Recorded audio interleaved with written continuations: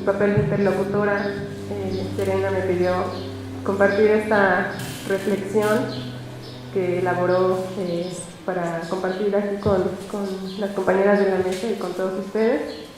Y como ya lo decía el compañero, Serena acompañó los últimos trabajos de Rodolfo y bueno, era necesario que compartiera esta reflexión, que ella titula Reconfiguraciones en la interpretación de la realidad, su propuesta contra la exclusión.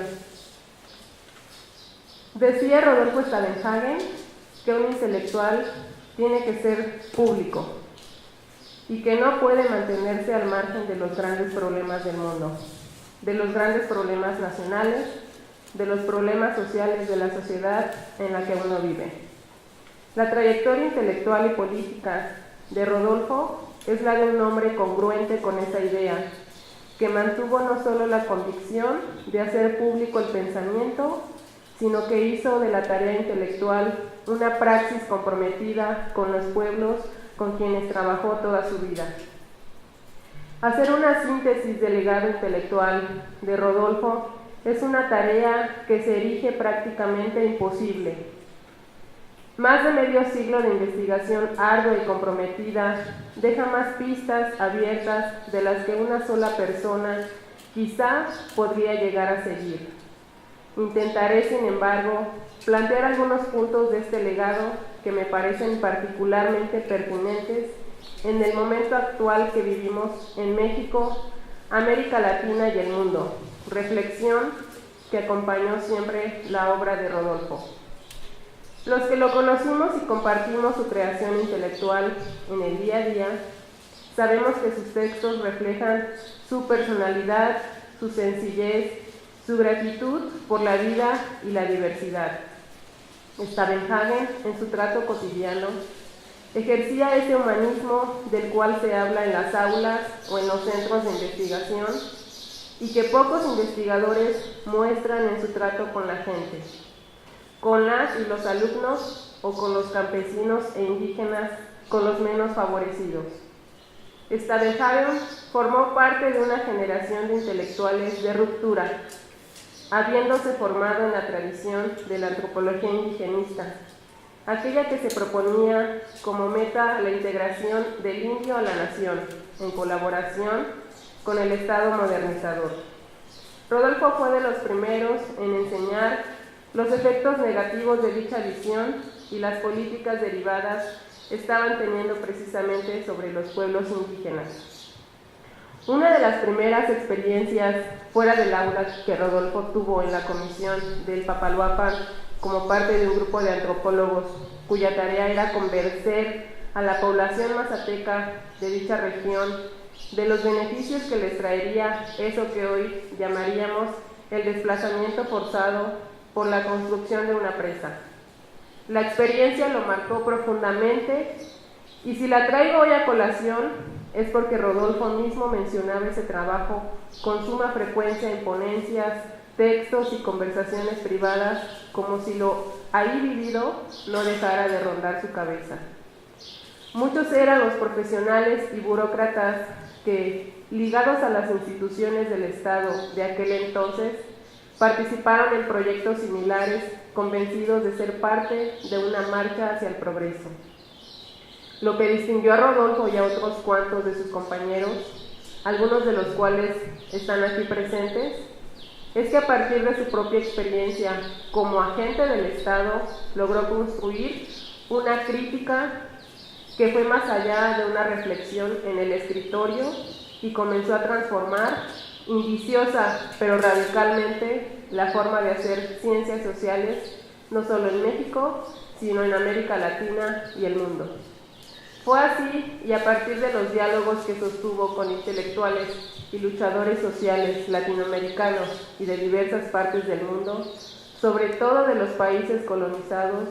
que Stavenhagen, al parecer al mismo tiempo que Pablo González Casanova, propone la idea del colonialismo interno como forma de opresión determinante para entender la realidad de los países latinoamericanos.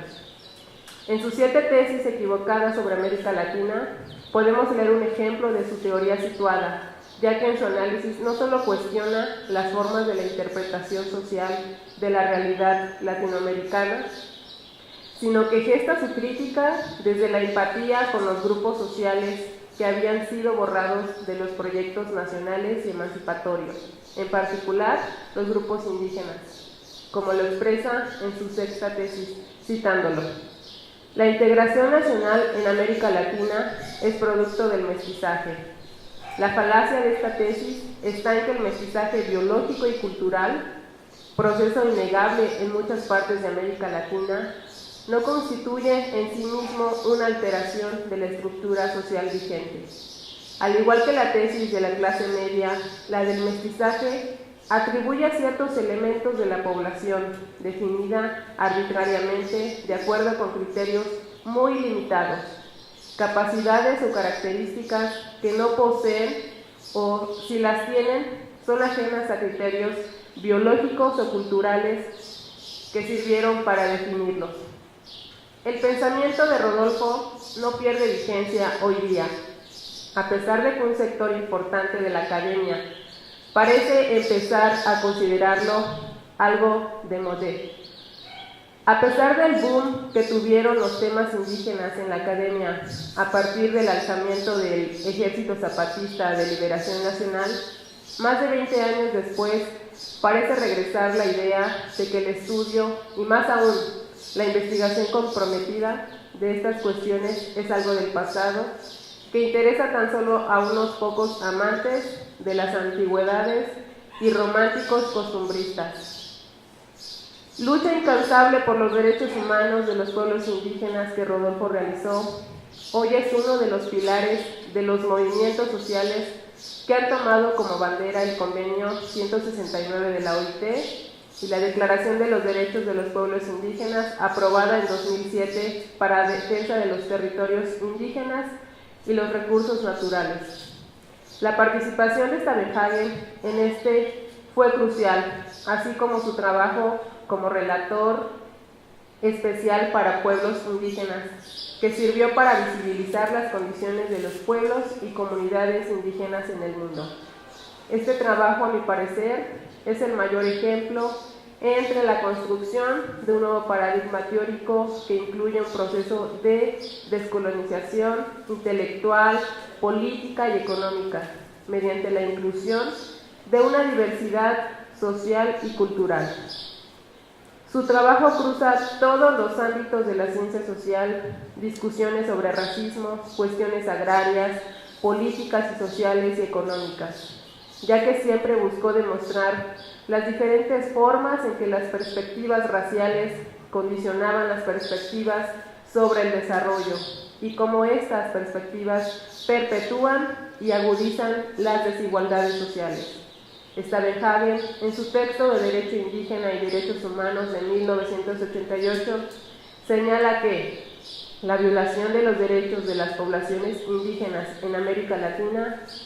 no es un fenómeno aislado ni fortuito, sino que responde a condiciones estructurales propias de la historia económica y política de la región, lo cual complementa lo que escribió en 1974. El cambio en las estructuras de producción y por ende en las del consumo y en las mentalidades solo se logrará mediante una economía planificada en función de las necesidades colectivas y no al servicio de las clases privilegiadas. Lo demás solo son buenos deseos. Un ejemplo de su vigencia es lo que ha pasado actualmente en el pueblo Sioux de Dakota del Norte en Estados Unidos, que celebró una pequeña victoria en diciembre del año pasado, 2016. La suspensión temporal de la construcción de un oleoducto que atravesaría sus tierras en contravención a los tratados firmados con el Estado norteamericano y que amenazaría con contaminar irreversiblemente el suministro de agua a la región. La ruta había sido alterada del plan original debido a peticiones y preocupaciones de otras comunidades no indígenas, pero los Sioux y quienes lo acompañaron tuvieron que recurrir a la protesta que se encontró con gases lacrimógenos, detenciones arbitrarias, bloqueos de alimentos y cañones de agua en temperaturas cercanas a los 0 grados centígrados, para lograr siquiera que se reconsiderara la ruta del oleoducto. Una de las primeras acciones de Donald Trump fue una orden ejecutiva que reabre el proyecto en Dakota debido a que tiene una inversión de 3.800 millones de dólares, lo que responde a intereses de grupos económicos que han invertido en dicho proyecto. Si bien Stabenhagen no realizó ninguna visita como relator especial de Naciones Unidas a los Estados Unidos, su sucesor James Anaya concluyó en 2012 que los pueblos indígenas de ese país enfrentan retos significativos relacionados con injurias históricas que incluyen tratados violados y actos de opresión, así como políticas públicas mal dirigidas que hoy se manifiestan en varios indicadores de desventaja e impedimentos al ejercicio de sus derechos individuales y colectivos. En México, los pueblos indígenas enfrentan no solo múltiples retos, sino incluso amenazas a su supervivencia misma, tanto como culturas como personas concretas. La minería y otros proyectos extractivos de gran afectación socioambiental se han expandido sobre los territorios indígenas, tema que preocupó a Rodolfo y motivó investigaciones en los últimos años que no han sido publicadas. Por mencionar tan solo unos ejemplos, los pueblos Mepa y Nasavi de la montaña de Guerrero se han opuesto a la instalación de un proyecto minero. Los pueblos nahuas de Morelos luchan aún contra la instalación de una mina cuya concesión abarca incluso la zona arqueológica de Xochicalco. Los pueblos nahuas y totonacos del norte de Puebla y Veracruz se enfrentan a una compleja red de proyectos energéticos, mineros y represas. Los pueblos Vinizae del Istmo de Tehuantepec han visto sus territorios afectados por la instalación de parques eólicos y la lista podría continuar llenando una ponencia. Más aún, una mujer indígena tiene 3 veces más probabilidades de morir por causas relacionadas al embarazo que una que no lo es, y la tercera parte de los niños indígenas menores de 5 años sufre desnutrición crónica, proporción que no hace más que aumentar con la edad. Pero en las aulas y pasillos pareciera que ya no vale la pena hablar de colonialismo,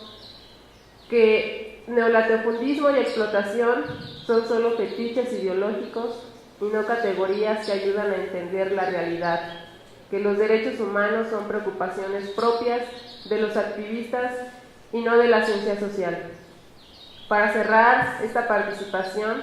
compartiré una preocupación que acompañó fuertemente a Rodolfo a lo largo de su vida y que hoy en día se pone nuevamente en una reflexión que nos debe acompañar en nuestro quehacer cotidiano: la responsabilidad ética del intelectual. Como dijo en la conferencia magistral que impartió al recibir el doctorado honoris causa en la UNAM, si en la actualidad el Estado y las empresas privadas contratan a los antropólogos como asesores para proyectos de desarrollo que inciden en las condiciones de vida de la población afectada, en el medio ambiente, en la alimentación y la salud, mientras que del otro lado se juegan los poderosos intereses económicos de las empresas involucradas, como las mineras o los polos turísticos, por ejemplo, ¿cómo puede o debe ejercerse la ética profesional o bien la responsabilidad social de aquel profesionista? ¿Es el consejo del antropólogo una mercancía más en el mercado? ¿O expresa también una visión del mundo que se traduce en un compromiso humano y social? Bueno, gracias, es la reflexión de Serena.